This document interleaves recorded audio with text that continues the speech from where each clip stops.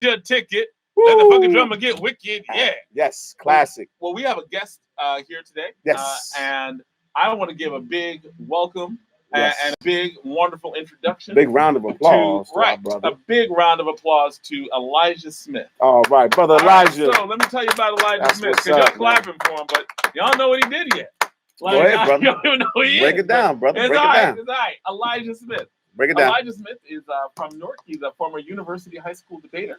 He debated for Rutgers. Wow. He was on loan to a university, Emporia in Kansas, where he did something that with his partner that no one in the history of college debate had ever done. Wow. He won back-to-back national championships. Awesome. In the span of 2 weeks, he won 2 national championships. Wow. Harvard never did it. Georgetown never did it. He did it with his partner. And so congratulations for that. Awesome. He's worked overseas. He's taught debate. Last year he spent teaching debate in China. Wow. That's dope. He has coached high school national champions. High school national champions. He moved out to Texas for 1 year. He's out of school for 1 year and gets a national champion. Like, I'm just saying, like, this dude is like, I'm a debate coach. I love debate. This dude is a coach. This dude is amazing. This dude is brilliant. Right. And he's Rutgers' new debate coach. Awesome. So Rutgers is a new debate coach. Their new debate coach is Elijah Smith. So can we give another strong black hand? Now we give him applause. Now you know what he does. There you go. That's what I'm talking about. Exactly. All right. So welcome, Elijah. Yes, welcome, brother Elijah. Glad to have you here, black man. Glad to be here. Yes, sir. Now we're going to talk about the Democratic the debates last week. Right. But before we do that, I just want to ask you a question about, like, how was it teaching debate in China? What's up with that? I'm curious about that too, brother. He spent a whole year, getting the real ramen noodles. Wow. Right.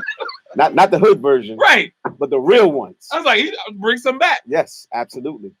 Teaching debate in China was really cool. I got to work with middle schoolers, high schoolers, some university students, and just because of the kind of frame of reference for competition over there, they really just enjoyed it. It wasn't about just winning trophies. It wasn't about, the kind of pressure that we might put on students here in the U.S.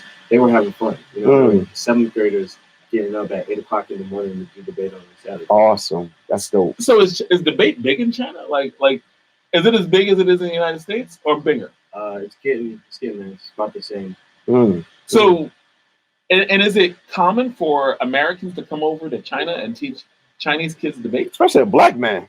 We got to talk about that experience, but go ahead and finish. Go ahead and answer that question. Because I'm curious about being black in China. It's really common for Americans to go over because they are growing. So the leagues, the amount of tournaments, right. Opportunities for them to debate are pretty much the same. There aren't really any black coaches over there. I met one other black coach in China of kind of debate in our learning center, and then there was one other person I met in while I was there. So I think all in all, there were three blacks.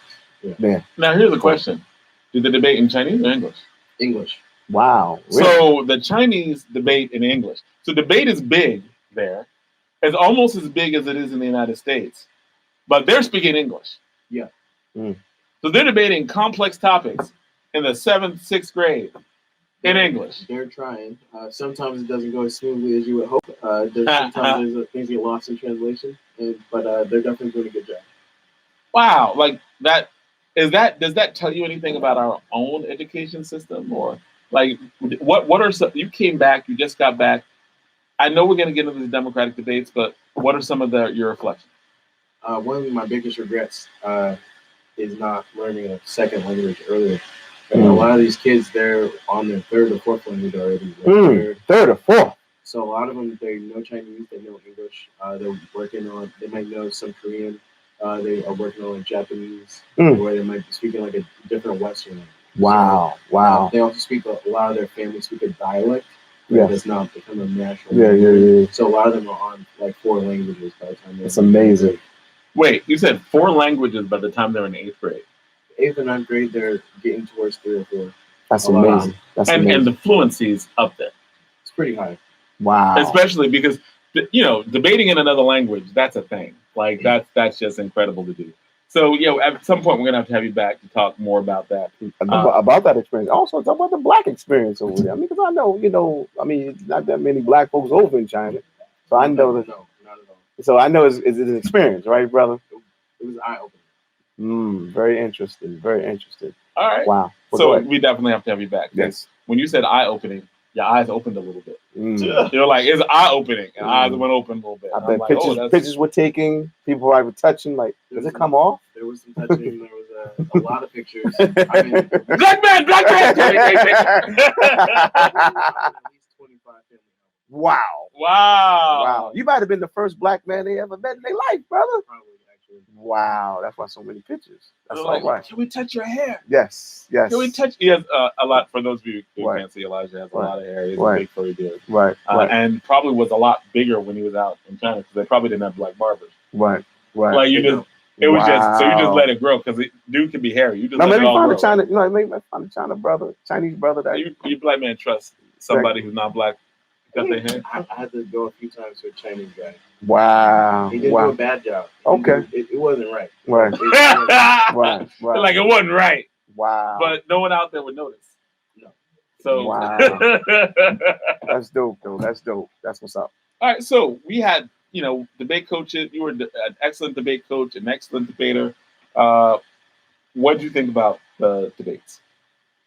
So the debates I thought were okay. I think for political public debates, I think they did a good job. I think a lot of the big problem, I think a lot of the candidates are having a hard time distinguishing themselves from other candidates. When you've got, I agree. A huge divide between the left and the right. The left is trying to move farther left, and the right is moving farther right. Anybody in the middle is getting run over. Like, what do you mean by that? Who got give me an example of somebody you thought just got run over? I think Cory Booker's getting run over. I think he did. All his answers were correct. The problem is that there's not much to distinguish his answers from it, right? Right, when you have AOC pushing the envelope so much further.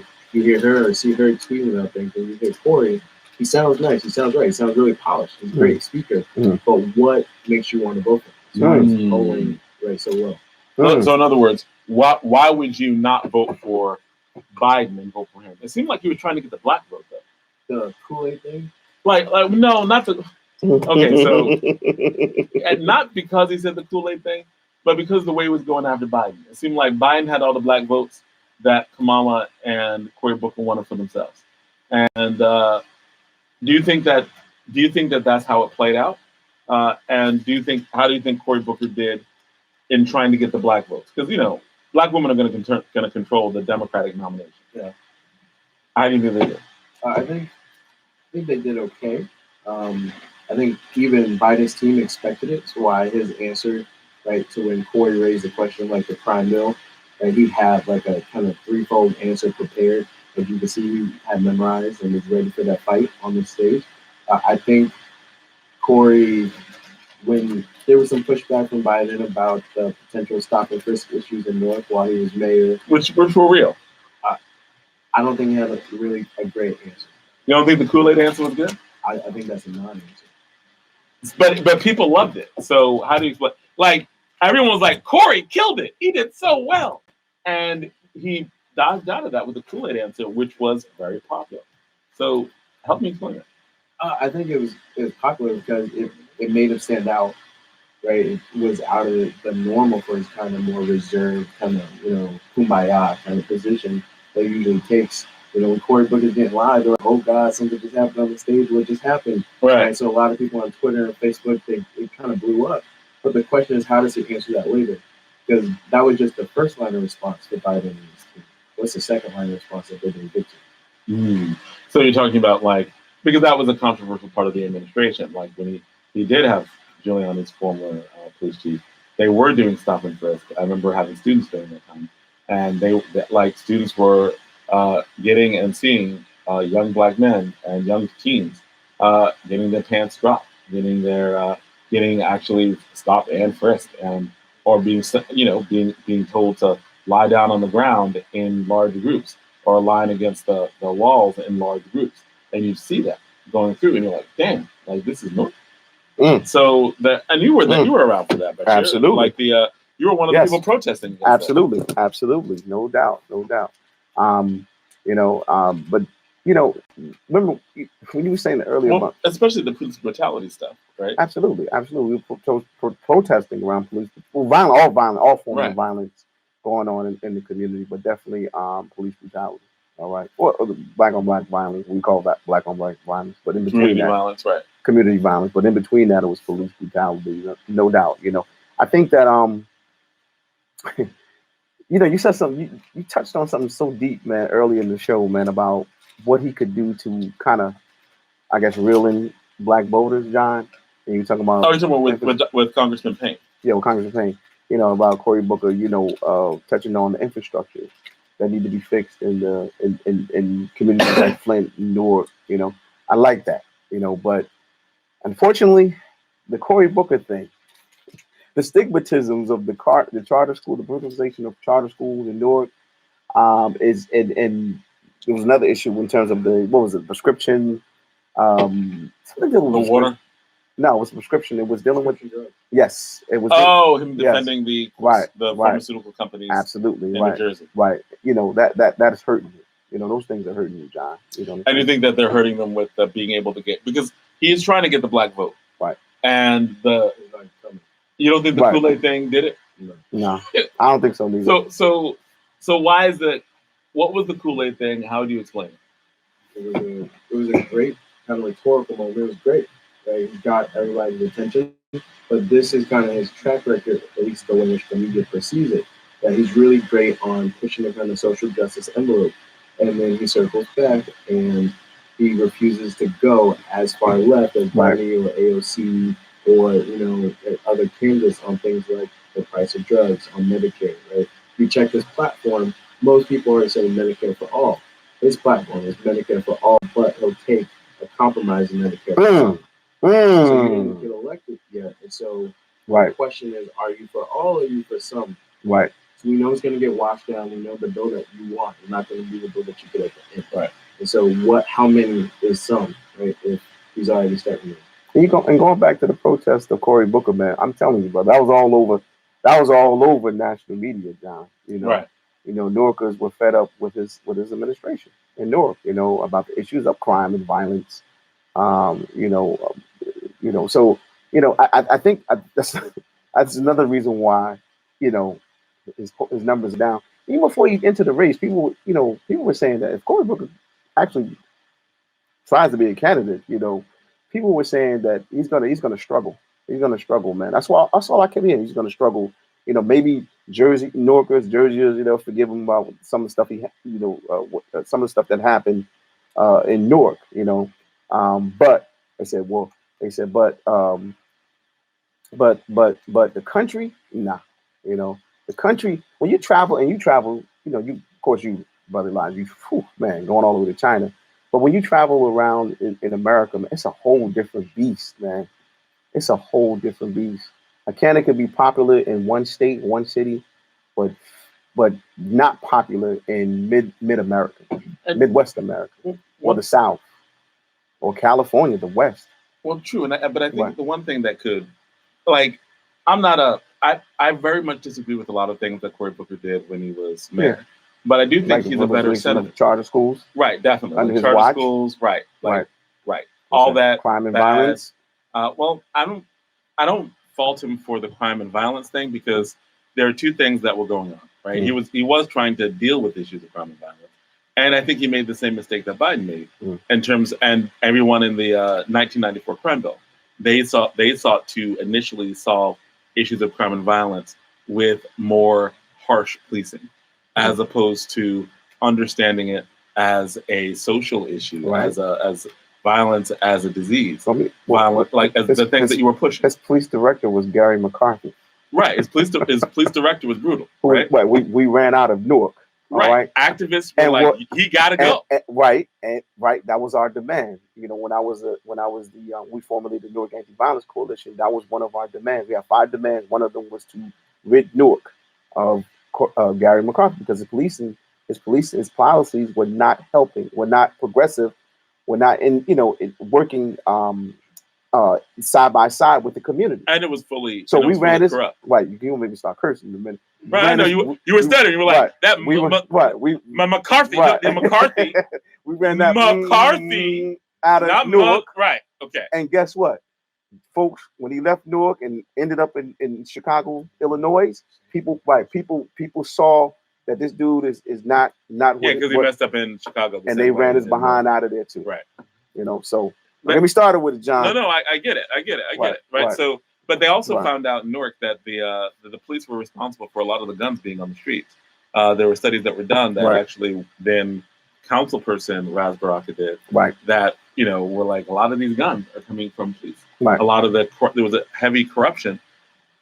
Excuse me, that was also there. Yeah. So when you're saying that there are layers to what Biden can do, I think that's true, right? Like there are layers to what he could do to basically Kamala Booker, right? And we can talk about that. But I think I think one of the things that I think there's hope for Corey in doing a campaign that's good for the city, and as in. Like, I think the city should try to use him to get as much as we can. Mm-hmm. He is an incredible communicator. Right. And we need to figure out the things that we need. He's doing a much better job as a senator, no doubt. And but I mean, we need to be like, no, Corey, we need infrastructure, billions of dollars worth to deal with the issues of lead. Okay. We nationally, we need, one of the things he wants to focus on, nationally, we need voter suppression thing. I think is going to be hugely important. Right. So I think we should criticize him, but at the same time, we should give him a way and find ways to try to bring him. So we constructively criticize that we need. Yeah. Right, so we can bring him around for the stuff that we actually need. I think he can do a lot of good as a communicator. I want all those things, but I think he probably has the will to do those things. But what about Cory Booker with giving the capacity to do those things? Explain. So you can want to do it all you want, but how is he going to be able to, with those votes, to get people to agree or get Black people to vote for him or to throw support behind him, even on Twitter, if he can't pull above like 2%? Yeah, but the reason why I think he's not pulling above 2% is what you said, right? Like he does the criminal justice thing, but I think that the weakness of that is it's just done everywhere. Kim Kardashian's in on it. Kanye West is in on it, right? Like it becomes a call celeb, as opposed to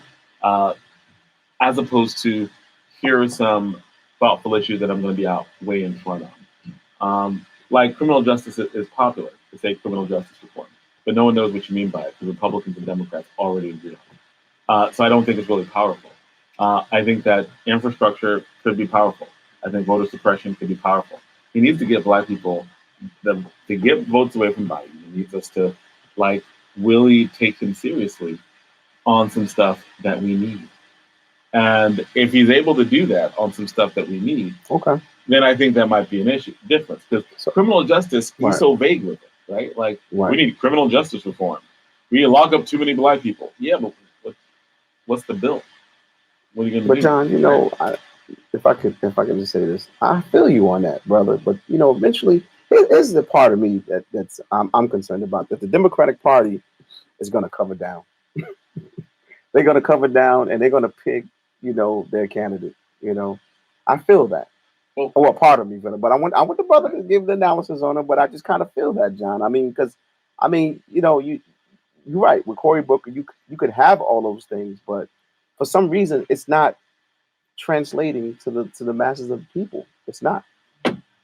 Fair enough. That's fair enough, right? Now we're running out of time in this segment, right? But I want to just get what is your give me your as a debate coach, as a new coach at Rutgers with all that expertise. What is your opinion about who's going to get the nomination and what do people need to do in debates? I think right now Biden is getting it. I would want Biden not to get it. Right. See, but I think the problem is that based on an electoral capture strategy, if people aren't excited and Biden's already got the votes. If the number one thing that's been talked about in both the debates, on Twitter, on CNN, is just beat Trump. There's a bunch of people who are saying they will vote for A.P.A.L if it was a number. Absolutely. Right. So they don't care about Biden's record. They don't care. They don't care about what he's done or his issues with women. They don't care. Right? They want Trump. And so if you need to capture the most number of people, you're going to go conservative. So you can capture people who are on the right. Really? Absolutely. Wow. You go conservative. You have to move closer to the middle because it's something that they can fathom, something that they can at least say is not distasteful. Okay. Right. For a lot of people who are in the middle, undecided, potential Republicans, right, Bernie is distasteful.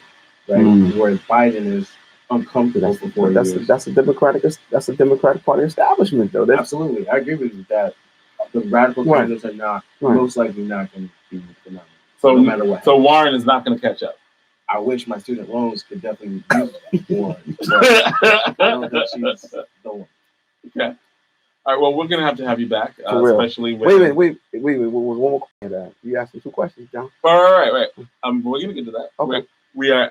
Thanks for reminding me. Okay. I really did forget. Okay. Right? All right. Okay. But so he answered the first one, but the second one. Right. So we're going to have you back, right.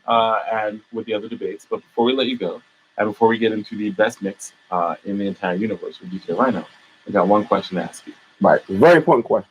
Who's your favorite hip hop artist individually? Favorite? Good question. Ask on the spot. Wow. That's because you don't listen to our show. We ask everybody. I don't think you get your signal in China. Oh, fair enough. Wow. I think if I had to pick, probably Dead Press. Wow. Wow. Wait a minute. You gave me hope, brother. Millennials. Oh man, we got some conscious millennials. Okay, talking about Dead Press. That's what I'm talking about, brother. All right. You see, we here, brother. As Martin, you said, we here. You see, I said the Democratic establishment is gonna pick. They're gonna come it down on their candidate. They're gonna have Biden run. Biden gonna lose. No, I'm just No, you might be right, because then the Bernie people and the white progressives will be like, F this. Brother, we gotta have you back soon because we gotta talk about that other side. That's yes, absolutely. Right. Progressives are gonna be like, they're gonna be pissed, believe me, and they may sit out again. So thank you so much. Yes, thank you for coming out. Let's give the brother a strong round of applause. All right. Extra round of applause. Picking Dead Press. All right. Woo! So we are on time for the best mix, the best DJ in the universe. Absolutely. DJ Rhino. Yes. I'm not even going to ask if you're ready because you are always ready. No doubt. So I'm just going to be like, DJ Rhino. Take it away, baby. Take it away.